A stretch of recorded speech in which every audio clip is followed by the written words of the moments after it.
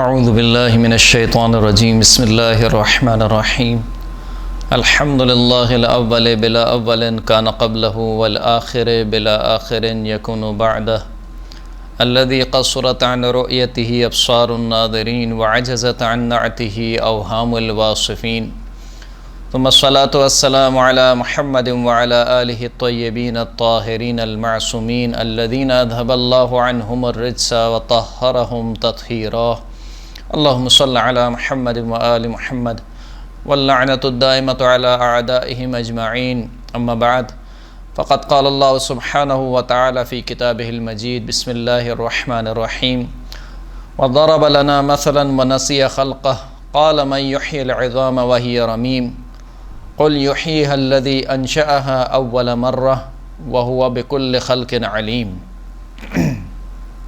محترم ناظرین و سامعین کرام، قرآن مجید میں خداوند کریم سورہ مبارکہ یاسین میں ارشاد فرماتا ہے کہ یہ انسان ہمارے اوپر مثالیں لگاتا ہے اور کہتا ہے کہ ان ہڈیوں کو کون دوبارہ زندہ کرے گا جب کہ یہ بوسیدہ ہو جائیں گی۔ اس کے جواب میں خداوند کریم فرماتا ہے کہ قل یحییها الذی انشأها اول مرہ، اے حبیب آپ کہہ دیجئے کہ اس ہڈی کو وہی زندہ کرے گا کہ جس نے اس کو پہلی مرتبہ خلق فرمایا تھا۔ وَهُوَ بِكُلِّ خَلْقٍ عَلِيمٌ، اور وہ جو خداوند کریم جو اس کو دوبارہ زندہ کرنے والا ہے وہ اپنی تمام مخلوق کا بہت زیادہ جاننے والا اور علم رکھنے والا ہے۔ اس آیت کے ذیل میں ہماری گفتگو عقیدہ معاد یا عقیدہ قیامت کے بارے میں ہے۔ جب انسان اس دنیا سے چلا جائے گا اور اس کی موت واقع ہو جائے گی تو آیا اس دنیا سے چلے جانا اور انسان کی موت واقع ہو جانا یہ ایک فنا ہے یا انسان کی زندگی اس زندگی کے بعد بھی کوئی اور زندگی ہے؟ عقیدہ معاد یا عقیدہ قیامت وہ عقیدہ ہے کہ جس کے اوپر قرآن مجید میں بہت زیادہ تاکید کی گئی، اور علامہ مجلسی کے مطابق تقریباً 1000 کے قریب آیات ہیں کہ جس میں خداوند کریم نے معاد سے متعلق گفتگو فرمائی ہے، اور ایک قول کے مطابق قرآن کی تقریباً 1/3 آیات ہیں کہ جس میں خداوند کریم نے معاد سے متعلق گفتگو فرمائی ہے۔ اکثر مقام پر خداوند کریم نے عقیدہ معاد یا عقیدہ قیامت کو عقیدہ توحید کے ساتھ ذکر فرمایا ہے۔ لیس البر ان تولوا وجوہکم قبل المشرق والمغرب ولکن البر من آمن باللہ والیوم الآخر، کہ نیکی یہ نہیں ہے کہ تم اپنا رخ مشرق کی طرف یا مغرب کی طرف کر لو، بلکہ نیکی یہ ہے کہ جو اللہ پر ایمان لایا اور روز آخرت پر ایمان لایا۔ کئی آیات میں اس طریقے سے خداوند کریم نے بیان فرمایا کہ آمن باللہ والیوم الآخر یا یؤمنون باللہ والیوم الآخر، کہ اللہ پر ایمان لاتے ہیں اور روز آخرت پر ایمان لاتے ہیں۔ گویا خداوند کریم نے عقیدہ معاد یا عقیدہ قیامت کو عقیدہ توحید کے ساتھ ذکر فرمایا، کہ جس سے معلوم یہ ہوتا ہے کہ ان دونوں عقیدوں میں ایک ارتباط پایا جاتا ہے، ایک بہت گہرا تعلق ہے، کہ جو شخص بھی عقیدہ توحید رکھتا ہے اس کے لیے ممکن نہیں ہے کہ وہ عقیدہ معاد نہ رکھے یا عقیدہ قیامت نہ رکھے۔ قرآن مجید میں جب اس عقیدہ معاد کو ذکر کیا گیا تو کئی طریقے سے خداوند کریم نے اس عقیدہ معاد کو ذکر فرمایا۔ ایک مرتبہ بغیر کسی دلیل کے اور حتمی صورت میں خداوند کریم نے بیان فرمایا کہ ان الساعۃ آتیۃ لا ریب فیہا، کہ جو قیامت ہے وہ یقیناً آ کے رہے گی اور اس میں کوئی شک نہیں ہے۔ ان اللہ یبعث من فی القبور، خداوند کریم ان تمام افراد کو دوبارہ اٹھائے گا کہ جو اپنی قبروں میں سو رہے ہیں۔ اسی طریقے سے ایک مرتبہ خداوند کریم نے اس معاد کو قسم کے ساتھ بیان فرمایا، یعنی قسم کھاتے ہوئے بیان فرمایا، قل بلا وربی لتبعثن ثم لتنبؤن بما عملتم، کہ اے حبیب آپ کہہ دیجئے میرے پروردگار کی قسم کہ تم کو یقیناً اٹھایا جائے گا، دوبارہ اٹھایا جائے گا، پھر تمہیں خبر دی جائے گی اس چیز کی کہ جو تم اعمال انجام دیتے تھے۔ اسی طریقے سے خداوند کریم نے عقیدہ معاد کو بعض آیات میں استدلال کے ساتھ، دلیل کے ساتھ ذکر فرمایا، اور اس کائنات میں جو معاد کی مثال بن سکتی تھی، دوبارہ اٹھائے جانے کی مثالیں بن سکتی تھیں، ان مثالوں کو دے کر سمجھایا۔ گویا یہ عقیدہ معاد اس قدر اہم تھا خدا کی نگاہ میں، اور اس عقیدہ معاد کی جو بحثیں ہیں وہ کیونکہ بہت سی پیچیدہ بحثیں تھیں، تو خداوند کریم نے اس عقیدہ معاد کو مختلف اسلوب کے ساتھ بیان فرمایا ہے، کبھی بغیر دلیل کے، کبھی قسم کے ساتھ، کبھی دلیل کھاتے ہوئے، کبھی مثال کے طور پر گزشتہ اقوام کو جو خداوند کریم نے مارنے کے بعد دوبارہ زندہ کیا، ان کو یاد دلاتے ہوئے خداوند کریم نے اس عقیدے کو بیان فرمایا۔ جیسے کہ خداوند کریم فرماتا ہے کہ افرأیتم ما تمنون اانتم تخلقونہ ام نحن الخالقون، کہ کیا تم نہیں دیکھتے، کیا جو تم مادہ یا جو نطفہ تم رحم مادر میں گراتے ہو، آیا تم اسے خلق کرتے ہو یا ہم اسے خلق کرتے ہیں؟ یعنی گویا خداوند کریم معاد کے اوپر ایک دلیل پیش یہ کرنا چاہتا ہے کہ جب ہم نے تمہیں پہلی مرتبہ خلق کیا تھا تو تم کچھ بھی نہیں تھے، تم محض عدم تھے، اور پھر ہم نے بغیر کسی خام شے کے تم کو خلق کیا۔ تو وہ خداوند کریم جو تمہیں پہلی مرتبہ خلق کرنے پر قادر ہے، کیوں کر وہ خداوند کریم دوبارہ تمہیں خلق کرنے پر قادر نہیں ہو سکتا، جبکہ پہلی دفعہ تمہارا کوئی وجود نہیں تھا، کوئی خام مادہ موجود نہیں تھا، لیکن خداوند کریم نے تمہیں خلق فرمایا۔ اب جب کہ تم زندہ ہو کر مر چکے ہو، یعنی تمہارا ایک وجود بن چکا ہے، ایک خام چیز بن چکی ہے، تو دوبارہ کیوں کر خداوند کریم تمہیں خلق نہیں کر سکتا؟ پھر فرمایا کہ یا ایھا الناس ان کنتم فی ریب من البعث فانا خلقناکم من تراب، اے لوگو اگر تمہیں شک ہے دوبارہ اٹھائے جانے میں تو یاد رکھو کہ ہم نے تمہیں مٹی سے خلق کیا ہے۔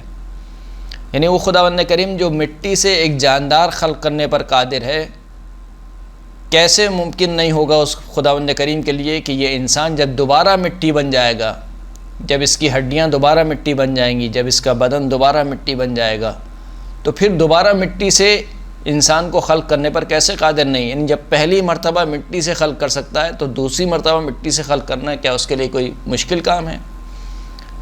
مشکل کام نہیں ہے۔ یہ ایک اسلوب ہے۔ اسی طریقے سے ایک اور اسلوب میں خداوند کریم نے معاد کو ذکر فرمایا اپنی قدرت کو ذکر کرتے ہوئے، یعنی خداوند کریم نے اپنی قدرت کو بیان فرمایا اور پھر اس کے بعد معاد کا تذکرہ کیا۔ فرمایا کہ کیف تکفرون باللہ وکنتم امواتا فاحیاکم ثم یمیتکم ثم یحییکم ثم الیہ ترجعون، تم کیسے خداوند کریم کا انکار کر سکتے ہو جبکہ تم مردہ تھے؟ مردہ سے مراد یعنی تمہارا کوئی وجود نہیں تھا اس دنیا میں۔ فاحیاکم، پس اللہ نے تمہیں زندہ کیا۔ ثم یمیتکم، وہ پھر دوبارہ تمہیں موت دے گا۔ ثم یحییکم، اور پھر دوبارہ تمہیں زندہ کرے گا۔ ثم الیہ ترجعون، اور پھر تم اللہ کی بارگاہ میں پلٹائے جاؤ گے۔ هو الذی یبدأ الخلق ثم یعیدہ وہو اہون علیہ، خداوند کریم وہ ہے کہ جس نے پہلی بار مخلوق کو خلق کیا اور پھر وہ دوبارہ ان کی خلقت کو پلٹائے گا۔ وَهُوَ أَهْوَنُ عَلَيْهِ، اور یہ کام اللہ پر بہت ہی آسان ہے۔ عزیزان گرامی، یہ جو آیات ہم آپ کی خدمت میں پیش کر رہے ہیں، ممکن ہے کوئی شخص یہ اعتراض کرے کہ یہ تو قرآن کی آیات ہیں اور جو کافر ہے وہ قرآن کو مانتا ہی نہیں ہے، تو آپ اس کے لیے قرآن سے استدلال کیسے پیش کر رہے ہیں؟ تو ہم جو یہ آیات آپ کی خدمت میں ذکر کر رہے ہیں، اس عنوان سے ذکر نہیں کر رہے ہیں کہ یہ قرآن کی آیات ہیں، بلکہ اس عنوان سے ذکر کر رہے ہیں کہ آیا جو بات یہ کہی جا رہی ہے وہ بات صحیح ہے، عقل میں آنے والی ہے یا عقل میں آنے والی نہیں ہے۔ یعنی اگر قرآن مجید یہ کہہ رہا ہے کہ وہ خداوند کریم جو تمہیں پہلی مرتبہ خلق کرنے پر قادر ہے، وہ دوسری مرتبہ تمہیں خلق کرنے پر کیوں کا قادر نہیں ہوگا، تو یہ بات عقل میں آنے والی ہے یا نہیں ہے؟ یعنی آپ چھوڑ دیجئے اس بات کو کہ یہ قرآن کی آیت ہے، فرض کر لیجئے کہ کسی کا قول ہے یا کسی کی بات ہے، کسی کی دلیل ہے، تو آئے یہ دلیل عقل میں آنے والی ہے یا عقل میں آنے والی نہیں ہے؟ تو یہ جو آیات ہم آپ کی خدمت میں عرض کر رہے ہیں اس عنوان سے ذکر نہیں کر رہے کہ یہ قرآن مجید کی آیات ہیں، بلکہ اس عنوان سے ذکر کر رہے ہیں کہ جو بات کہی جا رہی ہے ان آیات میں، آیا وہ معقول ہے، عقل میں آنے والی ہے یا عقل میں آنے والی نہیں ہے۔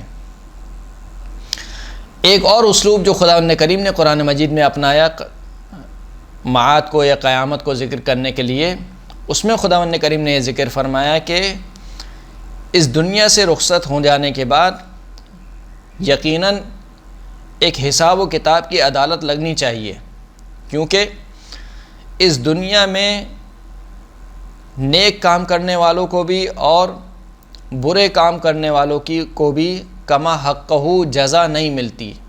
یعنی مثال کے طور پر ایک شخص نے 100 قتل کیے، یعنی 100 انسانوں کی جانیں اس نے لے لی، اب اس کی سزا کیا ہے؟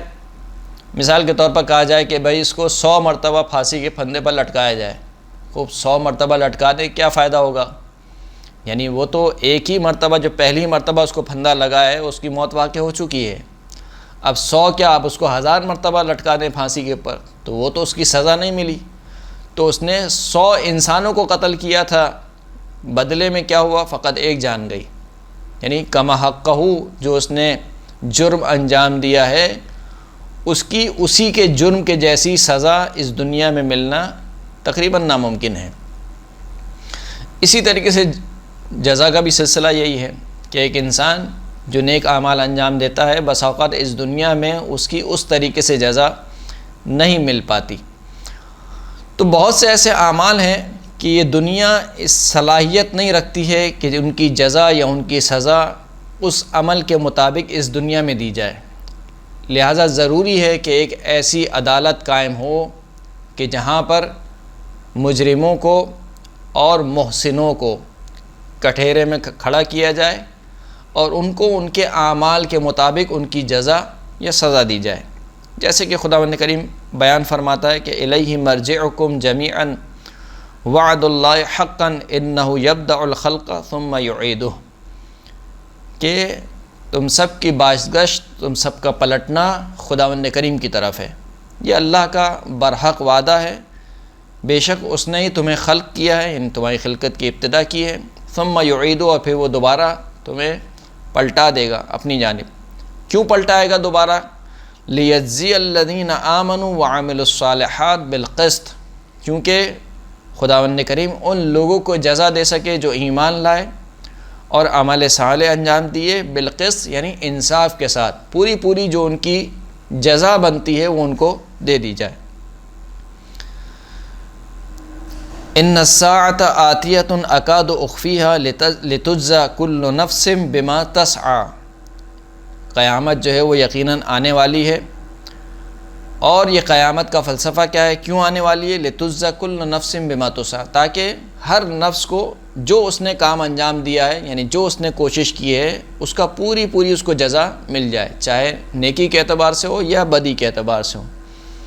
ام نجعل الذین آمنوا وعملوا الصالحات کالمفسدین فی الارض ام نجعل المتقین کالفجار، کیا ہم ان لوگوں کو جو ایمان لائے اور اعمال صالح انجام دیے، کیا ہم ان کو ان کی طرح قرار دیں کہ جو زمین پر فساد پھیلانے والے ہیں، اور کیا ہم متقین کو فجار اور فاسق و فاجر کی طرح قرار دیں گے؟ یعنی متقین اور فاسق و فاجر ایک جیسے نہیں ہو سکتے۔ تو اس اسلوب میں خداوند کریم نے بیان فرمایا کہ قیامت اس لیے ضروری ہے کہ ہر شخص کو اس کے اعمال کا پورا بدلہ دیا جا سکے۔ یہ دنیا جو مجازی دنیا ہے، جو مادی دنیا ہے، اس دنیا میں بسا اوقات یہ ہوتا ہے کہ فقہی اعتبار سے بھی، شرعی اعتبار سے بھی، مثال کے طور پر کوئی شخص اپنا حق نہیں لے پاتا۔ مثال کے طور پر ایک شخص کا مال چوری ہوا، اب اس کے پاس گواہ نہیں ہے کہ میرا مال چوری ہوا ہے، جس نے مال چوری کیا اس کو پکڑ کے لایا گیا، جس کا مال چوری ہوا اس کو ہی پکڑ کے لایا گیا۔ قاضی نے کہا کہ اچھا بھائی تم گواہ لے کر آؤ، اس نے کہا کہ میرے پاس تو گواہ نہیں ہے۔ جس نے مال چوری کیا تھا کہ اس سے کہا گیا کہ بھائی تم قسم کھاؤ کہ یہ مال تمہارا ہے، اس نے مثال کے طور پر جھوٹی قسم کھا لی۔ جو مال چوری کر سکتا ہے وہ جھوٹی قسم کیوں نہیں کھا سکتا؟ اس نے جھوٹی قسم کھا لی۔ اب یہاں پر فقہ اور شریعت کے مطابق بھی یہ مال اس کے لیے ثابت ہو جائے گا، علی الظاہر اس کے لیے ثابت ہے، لیکن در حقیقت مال کس کا تھا؟ اس شخص کا مال تھا کہ جس کے پاس گواہ موجود نہیں تھے۔ تو اگر اسلامی نظام بھی ہو اس میں بھی، کیونکہ خود رسول خدا صلی اللہ علیہ وآلہ وسلم جب فیصلے فرمایا کرتے تھے تو فرمایا کرتے تھے کہ دیکھو میں تمہارے درمیان ظواہر کے مطابق فیصلے دے رہا ہوں، یعنی اپنے علم کے مطابق فیصلے نہیں دے رہا ہوں۔ اگر علم رسالت کے مطابق رسول اللہ فیصلے انجام دیتے تو نہ کسی گواہ کی ضرورت ہے، نہ کسی قسم کی ضرورت ہے۔ جب معلوم ہے رسول اللہ کو کہ یہ مجرم ہے اور یہ جو ہے وہ مثال کے طور پر حقدار ہے، اس کو حق ملنا چاہیے، تو پھر کسی گواہ کی ضرورت نہیں ہے۔ لیکن اس کے باوجود رسول اللہ کہہ رہے ہیں کہ دیکھو، کیونکہ رسول اللہ کو نظام دے کے جانا تھا مسلمانوں کے درمیان، تو رسول اللہ فرماتے ہیں کہ دیکھو میں جو تمہارے درمیان فیصلے کر رہا ہوں یہ ظواہر کے مطابق ہیں، یعنی میں اپنے علم کے مطابق فیصلے نہیں کر رہا۔ اگر اس کے پاس گواہ موجود ہیں تو یہ مال اس کا ہے، اگر اس کے پاس گواہ موجود نہیں ہے اور سامنے والے نے قسم کھا لی ہے تو مال فقہی اعتبار سے اس کا ہے، یعنی ظاہری اعتبار سے اس کا ہے، لیکن ہر شخص بینہ و بین اللہ، خود اپنے اور اللہ کے درمیان گواہ ہے، اپنے نفس کے اوپر گواہ ہے کہ آیا میں حق پر ہوں یا حق پر نہیں ہوں۔ تو رسول اللہ فرماتے تھے کہ دیکھو تم اور تمہارے اللہ کے درمیان تم خود اپنے نفس پر گواہ ہو۔ اگر تم سمجھتے ہو کہ تمہارا یہ حق بنتا ہے تو الگ بات ہے، اگر تم سمجھتے ہو کہ نہیں تمہارا یہ حق نہیں بنتا تو پھر تمہیں یقیناً اگرچہ کہ دنیا میں تمہارے حق میں فیصلہ ہو چکا ہے، شرعی اعتبار سے بھی تمہارے حق میں فیصلہ ہو چکا ہے، لیکن قیامت میں بہرحال ایک عدالت ہے جو لگے گی جہاں پر برحق فیصلے ہوں گے۔ تو اس دنیا میں جو عرض کرنا یہ چاہ رہا تھا کہ بسا اوقات فقہی اعتبار سے بھی انسان سے محروم رہ جاتا ہے، یا جس کا حق نہیں ہے اس کو حق مل جاتا ہے، لہٰذا ایک ایسی عدالت ہونی چاہیے۔ اچھا، اس میں کوئی یہ نہ کہے کہ اس کا مطلب ہے کہ اسلام کا نظام درست نہیں، دنیاوی اعتبار سے اللہ نے ایک کامل نظام دی ہے، کامل شریعت دی ہے، جو دنیاوی اعتبار سے، اس مادی دنیا کے اعتبار سے، لہٰذا اس مادی دنیا کو دیکھتے ہوئے خداوند کریم نے اپنے قوانین کو رسول اللہ کے ذریعے سے بھیجا ہے۔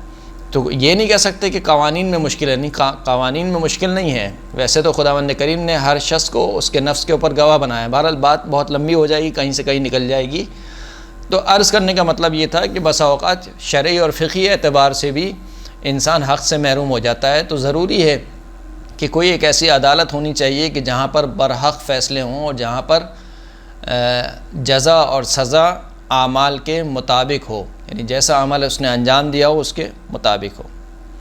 یہ ایک اسلوب ہے۔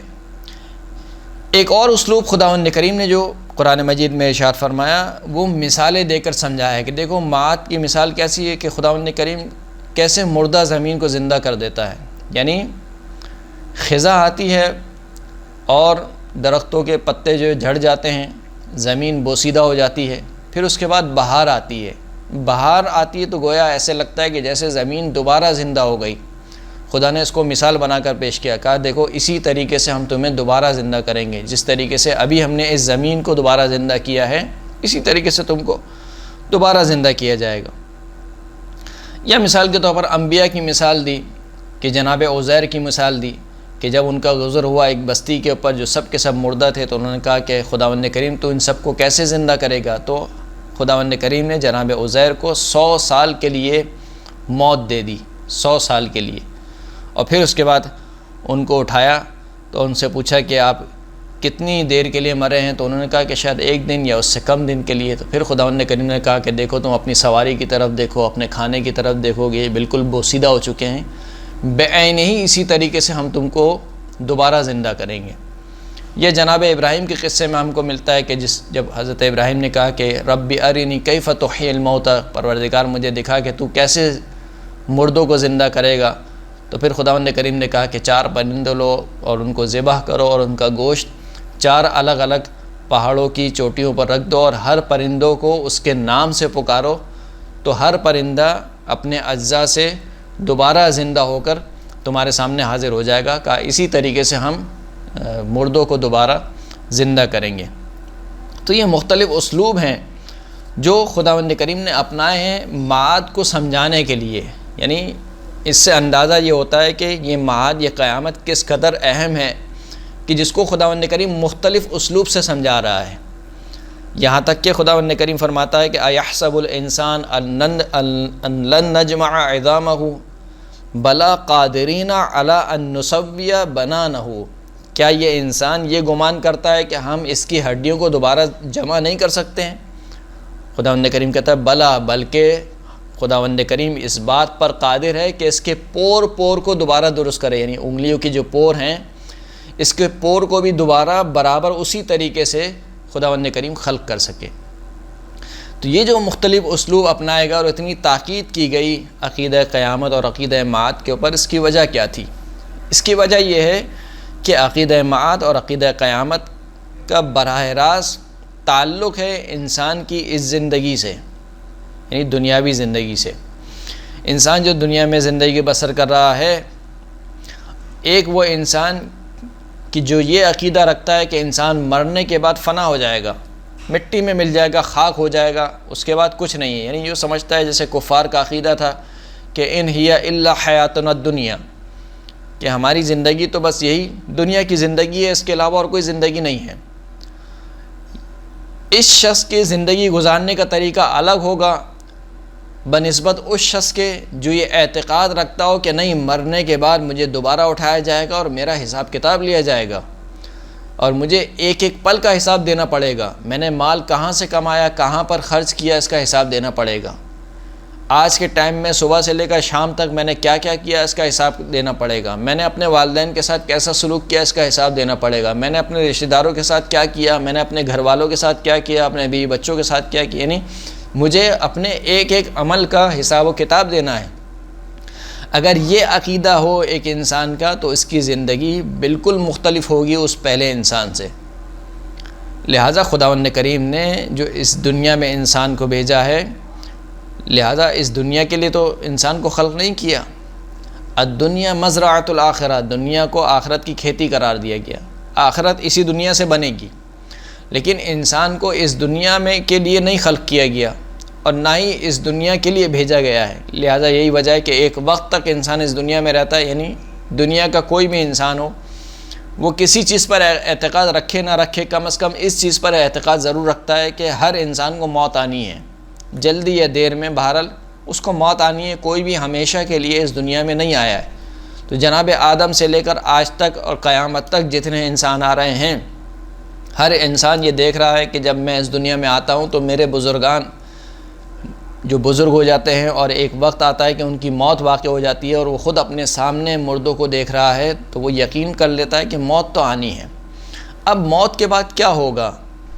آیا موت کے بعد میں مٹی میں تبدیل ہو جاؤں گا اور میرا کوئی حساب و کتاب نہیں ہے؟ جس طریقے سے جانور مرتے ہیں اسی طریقے سے میں مر جاؤں گا. تو پھر میری زندگی کیا ہوگی؟ ان ہی الا حیاتنا الدنیا، میری زندگی یہی دنیا کی 4 دن کی زندگی، میں اسی میں مگن ہو جاؤں گا. میں سمجھوں گا کہ میری زندگی یہی زندگی ہے. اسی زندگی میں ہنس کھیل کے جتنا میں استفادہ کر سکتا ہوں، جتنی لذتیں اٹھا سکتا ہوں وہ اٹھا لوں، کیونکہ مجھے مر جانا ہے اور مرنے کے بعد یعنی فنا ہو جانا ہے. یعنی موت کا مطلب کیا ہے؟ کہ موت کا مطلب یہ ہے کہ فنا ہو جانا. ایک تھیوری یہ ہے، اور ایک تھیوری وہ ہے جو اسلام نے دی ہے کہ موت کا مطلب فنا نہیں ہے. انتہائی عجیب خداوند کریم نے اس موت کے فلسفے کو قرآن مجید میں بیان فرمایا کہ الذی خلق الموت والحیات. خداوند کریم وہ ہے کہ اس نے موت کو خلق کیا اور زندگی کو خلق کیا. یعنی موت کو خداوند کریم نے خلق سے تعبیر کیا ہے.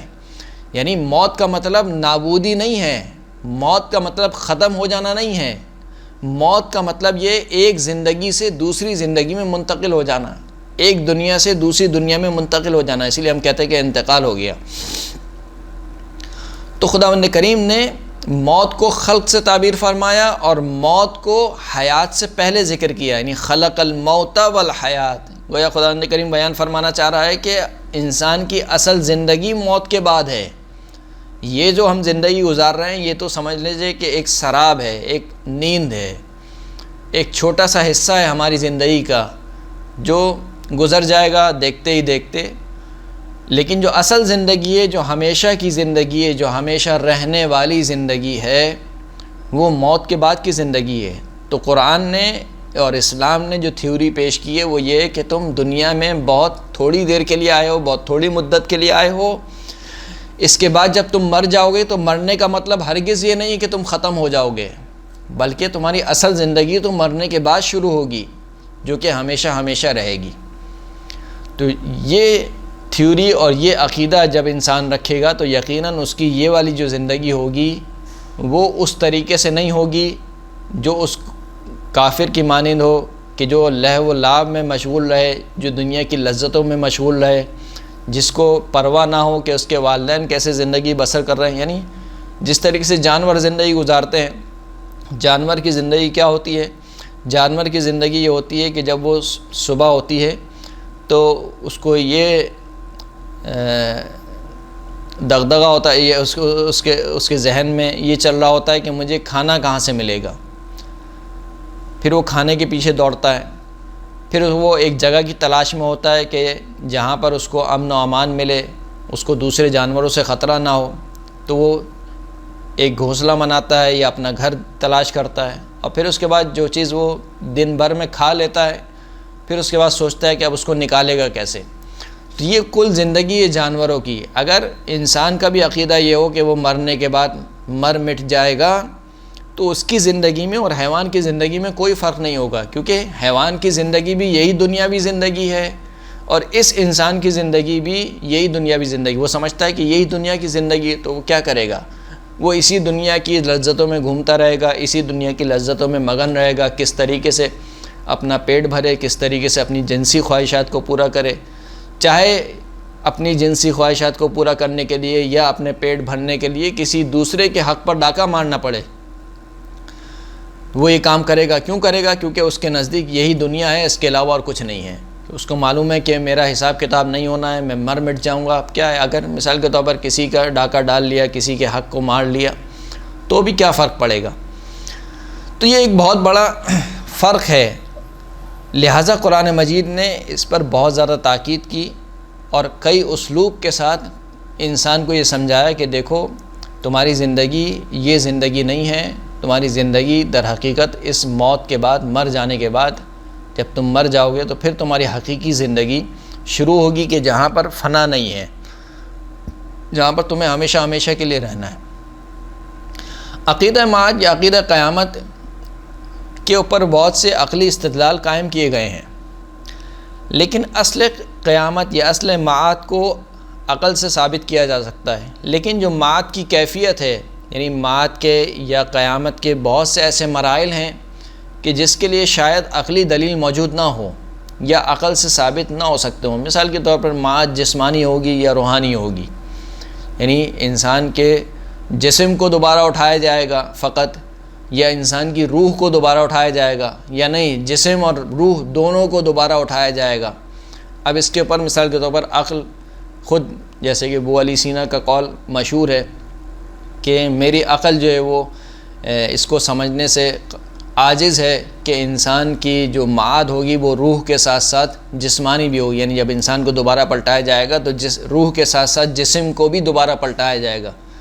لہٰذا میری عقل اس کو سمجھنے سے عاجز ہے، میری عقل اس کو نہیں سمجھ سکتی ہے، لیکن کیونکہ صادق مصدق حضرت محمد مصطفیٰ صلی اللہ علیہ وآلہ وسلم نے خبر دی ہے کہ تمہیں دوبارہ پلٹایا جائے گا اور تمہارے جسم کے ساتھ، جیسے خود قرآن مجید کی بہت ساری آیات ہیں کہ اس میں خداوند کریم کہہ رہا ہے کہ ہم انسان کے پور پور کو دوبارہ درست کرنے پر اور دوبارہ خلق کرنے پر قادر ہیں۔ بہت سی آیات ہیں کہ جو صریح ہیں اس بات میں کہ انسان کے فقط جسم کو نہیں، انسان کے فقط روح کو نہیں، بلکہ انسان کے جسم کو بھی دوبارہ پلٹایا جائے گا۔ لیکن وہ ابو علی سینا اتنے بڑے فلاسفر ہو کے وہ بھی یہ کہتے ہیں کہ میری عقل، یعنی اس بات کو عقل سے سمجھنا ناممکن ہے کہ کس طریقے سے انسان کے جسم کو دوبارہ پلٹایا جائے گا، لیکن کیونکہ صادق مصدق حضرت محمد مصطفیٰ صلی اللہ علیہ وآلہ وسلم نے خبر دی ہے کہ تمہارے جسم کو بھی دوبارہ پلٹایا جائے گا، تو ہم تعبداً اس کو مانیں گے کیونکہ رسول اللہ نے خبر دی ہے۔ تو بس اصل قیامت یا اصل معاد کے اوپر عقلی دلائل موجود ہیں، لیکن معاد کی کیفیت کو سمجھنے کے لیے ممکن ہے کہ ہمارے پاس کوئی عقلی دلائل موجود نہ ہو۔ وہ جو عقلی دلائل ہیں جو معاد کے اوپر ہیں، اصل معاد کے اوپر ہیں، ان میں سے پہلی جو دلیل ہے اس کا نام ہے برہان حکمت۔ برہان حکمت کیا ہے؟ یعنی خداوند کریم حکیم ہے۔ حکیم کا کیا مطلب ہے؟ یعنی خداوند کریم کوئی بے مقصد اور بغیر کسی ہدف کے کوئی کام انجام نہیں دیتا۔ اس نے جتنے بھی کام انجام دیے ہیں، جتنی بھی مخلوقات کو خلق کیا ہے، ان سب کا کوئی نہ کوئی ہدف اور کوئی نہ کوئی مقصد ہے۔ لہٰذا جب انسان کو خلق کیا ہے تو انسان کو بھی بغیر کسی مقصد اور بغیر کسی ہدف کے خداوند کریم نے خلق نہیں فرمایا۔ انسان کو خلق کرنے کا ہدف اور انسان کو اس دنیا میں بھیجنے کا مقصد کیا ہے؟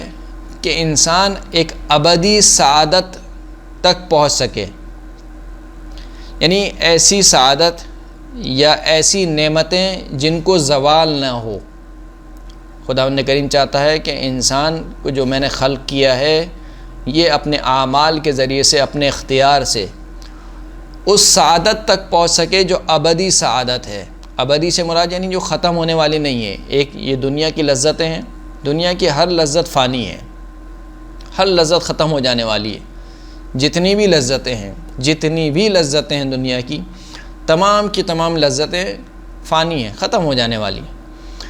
خداوند کریم چاہتا ہے کہ ابدی سعادت تک پہنچے، تو ابدی سعادت اس دنیا میں تو ممکن نہیں ہے، تو یقیناً اس دنیا کے بعد ایک دنیا ہونی چاہیے کہ جہاں پر انسان اس ابدی سعادت سے محظوظ ہو سکے، اس ابدی سعادت تک پہنچ سکے۔ اس کو کہا جاتا ہے برہان حکمت۔ برہان حکمت کے چند مقدمات ہیں۔ پہلا مقدمہ یہ ہے کہ خداوند کریم حکیم ہے، وہ کوئی بے مقصد اور بغیر کسی ہدف کے کوئی کام انجام نہیں دیتا۔ دوسرا مقدمہ یہ ہے کہ خداوند کریم نے جب انسان کو خلق فرمایا ہے تو بغیر کسی ہدف اور بغیر کسی مقصد کے خلق نہیں فرمایا۔ یقیناً اس کی خلقت کا مقصد اور ہدف ہے۔ انسان کی خلقت اور اس کو جو اس دنیا میں بھیجنے کا جو مقصد ہے وہ کیا ہے؟ خداوند کریم چاہتا ہے کہ انسان ابدی سعادت کو پہنچے، ایسی سعادت کہ جس کو زوال نہ ہو، جو ہمیشہ رہنے والی ہو۔ یہ سعادت اس دنیا میں ممکن نہیں ہے، مادی دنیا میں ممکن نہیں ہے، کیونکہ اس دنیا کی تمام لذتیں، تمام کی تمام سعادتیں وقتی ہیں۔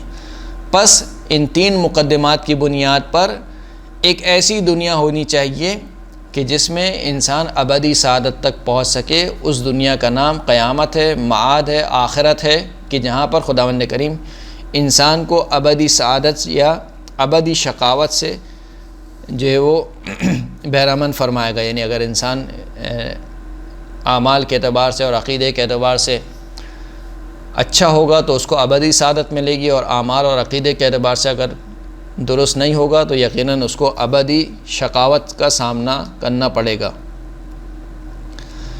اسی استدلال کو خداوند کریم نے قرآن مجید میں بیان فرمایا کہ افحسبتم انما خلقناکم عبثا وانکم الینا لا ترجعون، کیا تم یہ گمان کرتے ہو کہ ہم نے تمہیں عبث خلق کیا، یعنی بیکار، بغیر کسی مقصد کے ایسی ہم نے تمہیں خلق کر دیا۔ وَأَنَّكُمْ إِلَيْنَا لَا تُرْجَعُونَ، اور تم ہماری طرف نہیں پلٹائے جاؤ گے۔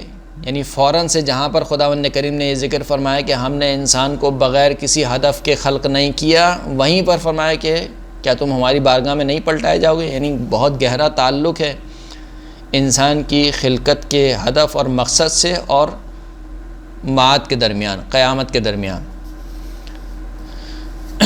اسی طریقے سے خداوند کریم بیان فرماتا ہے کہ وَمَا خَلَقْنَا السَّمَاوَاتِ وَالْأَرْضَ وَمَا بَيْنَهُمَا لَاعِبِينَ مَا خَلَقْنَاهُمَا إِلَّا بِالْحَقِّ وَلَكِنَّ أَكْثَرَهُمْ لَا يَعْلَمُونَ إِنَّ يَوْمَ الْفَصْلِ مِيقَاتُهُمْ أَجْمَعِينَ، ہم نے آسمانوں کو اور زمین کو اور جو کچھ آسمان اور زمین کے درمیان ہے کھیل کود کے لیے خلق نہیں کیا، بغیر کسی ہدف، بغیر کسی مقصد کے خلق نہیں کیا۔ ہم نے ان دونوں کو، آسمان اور زمین کو خلق نہیں کیا مگر یہ کہ برحق، لیکن اکثر لوگ نہیں جانتے۔ اس کے بعد کی آیت میں فوراً سے فرمایا کہ وَإِنَّ يَوْمَ الْفَصْلِ مِيقَاتُهُمْ، جو فیصلے کا دن ہے، یوم الفصل جو فیصلے کا دن ہے، یہ سب کے سب ان کے جمع ہونے کی جگہ ہے۔ سب کے سب، یعنی جو کچھ آسمان اور جو کچھ زمین میں ہے سب کے سب جمع ہوں گے کہاں پر؟ یوم الفصل، فیصلے کے دن۔ یعنی انسان کی خلقت کا ہدف اور مقصد اسی وقت پورا ہوگا کہ جب کوئی قیامت ہوگی۔ اگر قیامت اور معاد کو بیچ سے نکال دے تو گویا انسان کی خلقت اور اس کے اس دنیا میں بھیجے جانے کا کوئی مقصد حاصل نہیں ہوگا۔ یہ جو قرآن مجید کی ہم آیت پیش کر رہے ہیں یہ بھی ایک طریقے سے عقلی استدلال کی تائید میں پیش کر رہے ہیں۔ عقلی استدلال جو برہان حکمت تھا اس کی تائید میں یہ قرآن مجید کی آیات ہیں گی۔ دوسرا جو ایک استدلال ہے جو عقلی استدلال معاد یا قیامت کے اوپر کیا جاتا ہے اسے برہان عدالت کہا جاتا ہے۔ برہان عدالت جیسے کہ ہم نے گفتگو کی ابتدا میں بھی ذکر فرمایا اور قرآن مجید میں بھی اس کو بارہا ذکر کیا گیا کہ خداوند کریم عادل ہے اور ہرگز اس سے ظلم صادر نہیں ہو سکتا ہے۔ ممکن نہیں ہے کہ خداوند کریم کی ذات سے ظلم صادر ہو جائے۔ خدا کے عدل کا تقاضا یہ ہے کہ وہ جو نیکوکار ہیں ان کو جزا دی جائے اور جو بدکار ہیں ان کو سزا دی جائے۔ یہ دوسرا مقدمہ۔ تیسرا مقدمہ، اس دنیا میں انسان کامل جزا اور کامل سزا نہیں پا سکتا ہے، یعنی خود ہم دیکھتے ہیں کہ انسان نہ کامل جزا پا رہا ہے نہ کامل سزا پا رہا ہے۔ جیسے کہ ہم نے مثال پیش کی کہ اگر ایک شخص نے 100 افراد کا قتل کر دیا، اب اس کی سزا کیا ہے؟ اس کی سزا مثال کے طور پر آپ کہیں کہ 100 مرتبہ اس کو پھانسی پر لٹکا دو، تو 100 مرتبہ پھانسی پر لٹکانے کا فائدہ کیا ہے؟ وہ تو پہلی مرتبہ ہی مر گیا ہے، یعنی جو پہلی مرتبہ پھانسی ہوئی ہے وہ اس کو سزا مل چکی ہے، اب تو مر چکا ہے۔ اب 100 کیا آپ اس کو 1000 مرتبہ، لاکھ مرتبہ بھی اس کو پھانسی پہ لٹکائیں تو فائدہ کیا ہوگا؟ اپنے دل کی تشفی کے لیے تو شاید ممکن ہے کہ کچھ شفا حاصل ہو جائے، لیکن وہ انسان کہ جس نے 100 افراد قتل کیے ہیں، 100 زندگیوں کو ضائع کیا ہے، بدلے میں فقط ایک مرتبہ اس کو موت آئی ہے، اور 99 دفعہ جو آپ اس کو لٹکا رہے ہیں وہ صرف اپنے دل کی تشفی کے لیے لٹکا رہے ہیں۔ تو اس دنیا میں بہت سے اعمال کی جزا اور بہت سے اعمال کی سزا ممکن نہیں ہے، بس ضروری ہے کہ ایک ایسی دنیا ہونی چاہیے کہ جہاں پر لوگوں کو ان کے اعمال کے مطابق جزا یا سزا دی جائے۔ اگر کسی نے مثال کے طور پر ایک پوری قوم کو تباہ کر دیا، ایک پورے ملک کو تباہ کر دیا اپنے ایک اشارے سے، تو اس کی سزا صرف یہ تو نہیں ہے کہ اس کو ایک مرتبہ پھانسی پر لٹکا دیا جائے، اس کی سزا یقیناً اس سے کہیں زیادہ ہے۔ لہٰذا اس کے سزا کے طور پر ایک ایسی دنیا ہونی چاہیے کہ جہاں پر اسے بار بار زندہ کر کے بار بار سزا دی جائے، جیسے کہ خداوند کریم نے قرآن مجید میں ارشاد فرمایا ہے کہ بعض مجرموں کو دوبارہ زندہ کیا جائے گا، پھر دوبارہ انہیں جلایا جائے گا، دوبارہ ان کی کھال کو بنایا جائے گا، پھر دوبارہ ان کی کھال کو آتش جہنم جو ہے وہ جلائے گی، دوبارہ ان کی ہڈیوں کو زندہ کیا جائے گا، پھر دوبارہ ان کو جو وہ سزا دی جائے گی۔ تو یہ برہان عدالت کہلاتا ہے۔ جیسے خداوند کریم ارشاد فرماتا ہے کہ ام حسب الذین اجترحوا السیئات ان نجعلہم کالذین آمنوا وعملوا الصالحات سواء محیاہم ومماتہم ساء ما یحکمون وخلق اللہ السماوات والارض بالحق ولتجزى کل نفس بما کسبت وہم لا یظلمون۔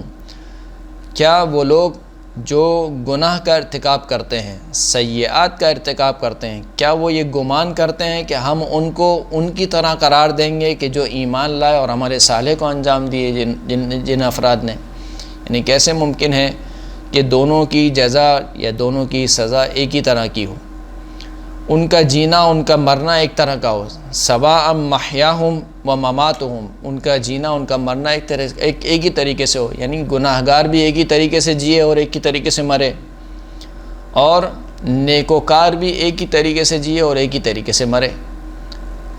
تو کیا یہ لوگ یہ گمان کرتے ہیں؟ فرمایا ساء ما یحکمون، کتنا برا حکم ہے جو یہ لوگ لگاتے ہیں۔ پھر خداوند کریم فرماتا ہے کہ ہم نے آسمانوں کو اور زمین کو برحق خلق کیا، اور خداوند کریم ہر نفس کو اس کی جزا دے گا بما کسبت، جو اس نے کمایا ہوگا، وہم لا یظلمون، اور ان پر ذرہ برابر بھی ظلم نہیں کیا جائے گا۔ تو یہ ایک استدلال ہے جس کو استدلال یا برہان عدالت کہا جاتا ہے، برہان حکمت اور برہان عدالت، یہ دو دلیل ہیں۔ تیسری دلیل ایک پیش کی جاتی ہے جس کو برہان فطرت کہا جاتا ہے۔ وہ برہان فطرت یہ ہے کہ ہر انسان کی فطرت میں یہ ہے کہ وہ یہ چاہتا ہے کہ اسے ایسی سعادت یا ایسی لذت ملے جو لامتناہی ہو، جو ختم ہونے والی نہ ہو، ہمیشہ ہمیشہ کے لیے ہو۔ اور خدا نے کوئی بھی رغبت کو یا کہہ لیجئے یا کسی بھی چاہت کو انسان کے اندر بے مقصد خلق نہیں کیا۔ اگر انسان کی فطرت میں خداوند کریم نے یہ بات رکھی ہے کہ اسے ایسی لذت چاہیے کہ جو فنا نہ ہونے پائے، جس کو فنا نہ ہو، تو یہ خداوند کریم نے بغیر کسی ہدف اور بغیر کسی مقصد کے نہیں رکھی ہے یہ چاہت انسان کی فطرت میں۔ بس اس فطرت کا تقاضا یہ ہے کہ ایک ایسی زندگی، ایک ایسی جگہ، ایک ایسا ماحول ہونا چاہیے مرنے کے بعد کہ جہاں پر انسان کی جو سعادتیں ہیں، جو انسان کی لذتیں ہیں، وہ ہمیشہ ہمیشہ کے لیے رہنے والی ہوں، جن کو زوال نہ ہو۔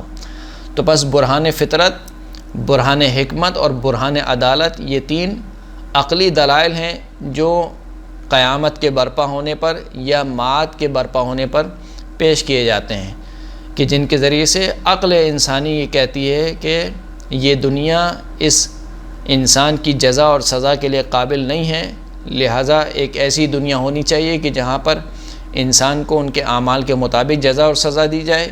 یہ دنیا، اس دنیا کی تمام نعمتیں فانی ہیں، تمام کی تمام نعمتیں زائل ہو جانے والی ہیں، لذتیں ختم ہو جانے والی ہیں۔ دوسری جانب سے انسان چاہت رکھتا ہے کہ اس کے پاس ایسی نعمتیں ہوں جو ہمیشہ رہنے والی ہوں۔